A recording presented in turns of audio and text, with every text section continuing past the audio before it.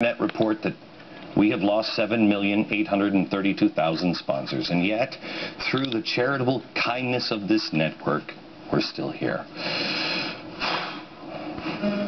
And you know what? Fact is, I haven't felt this good and positive in a long time. Why? Because the boycott attempts are the most transparent AstroTurf attacks I have ever seen or ever heard of. Who is it that currently is launching these efforts against me and this show? Well, let's see here. We have radical union organizer Andy Stern. Say hi to the people, Andy. Hi, Andy.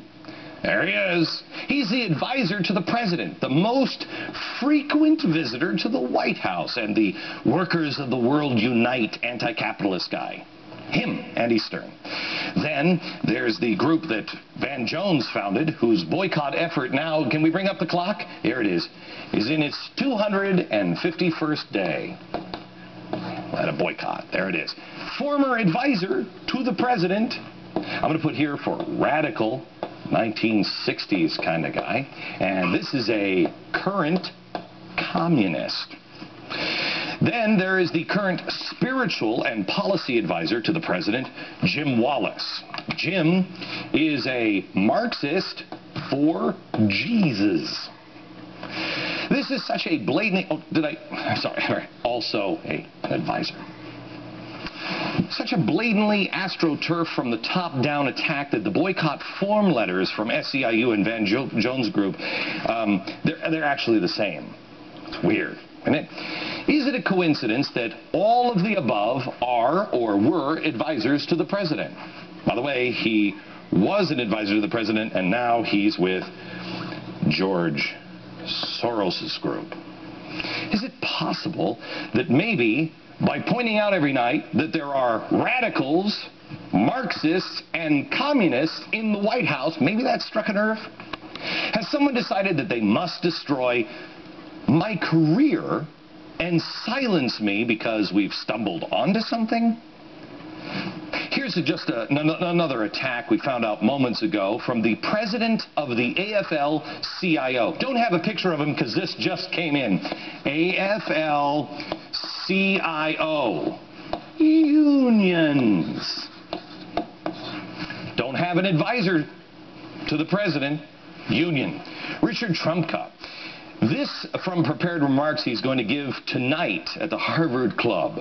Quote, so now a lot of Americans are angry, and we should be angry. And we've just seen throughout history there are plenty of purveyors of hate and division looking for profit from our hurt and our anger. He goes on to say, we're working to counter the Glenn Beck effect and turn our anger into action for real change. Did you say that? You! Oh, I love these union guys. They're the best.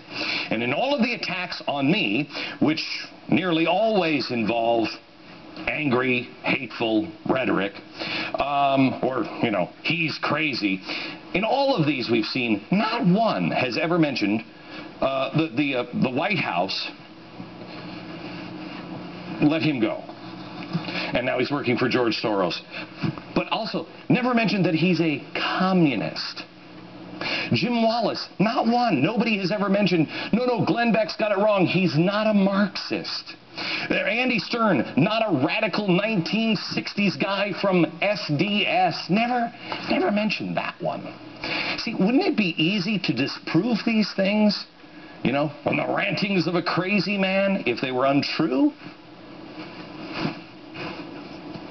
I think so. It'd be a lot easier than coordinating from the Oval Office or from the White House, or maybe he doesn't know. I'm sure that's very, very possible.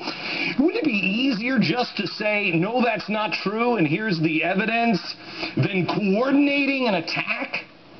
Sure be cheaper. They can't do that. because the facts reveal otherwise. Their own words. I never said they said things. I played them on tape. Truth is not hateful rhetoric. Jim Wallace, Andy Stern, Van Jones, none of them could come on this show and disavow redistribution of wealth or embrace the American free market principles that built this country. They can't come on this show and accept that charity comes from individuals or church groups, not the government. Is it possible, then, that the White House has absolutely no knowledge, no involvement in these boycotts whatsoever? Has there ever been a case in American history, outside of the hardcore radical progressive Woodrow Wilson, where an American president administration tried to destroy the livelihood of a private citizen with whom they disagree? Can't think of any.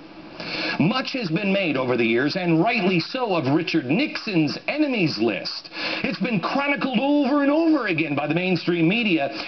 But isn't this the same thing?